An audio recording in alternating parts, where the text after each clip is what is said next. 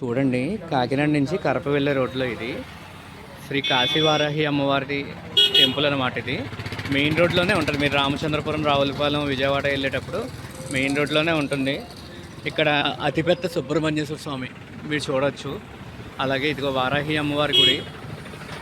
ఈ రకంగా చాలా బాగుందండి. ఇది అమ్మవారిని ప్రతిష్ఠ చేసాక కూడా అమ్మవారికి మానవులకి పట్టినట్టే అమ్మవారికి చెమటలు పట్టడం ఇవన్నీ ఉన్నాయన్నమాట. అంటే విగ్రహం అది చూడండి. పంతులు గారు కూడా గోత్రనామాలు, అందరికీ కూడా గోత్రనామాలు చెప్తున్నారు. ఇక్కడ సుబ్రహ్మణ్యేశ్వర స్వామి, పంచముఖ ఆంజనేయ స్వామి,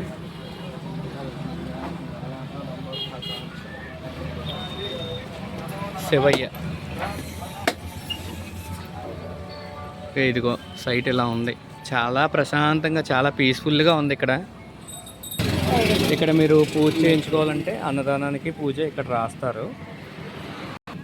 సారీ అండి, ఇది ఏంటంటే అమ్మవారి పూజ అయితే ఇక్కడ ఉచితంగానే చేస్తున్నారండి. సేవలాగా ఇక్కడ చాలా బాగా చేస్తున్నారు. ఇక్కడ అన్నదానం కూడా చేస్తారట. ప్రతి శుక్రవారం కూడా ఇక్కడ అన్నదానం ఉంటుందండి.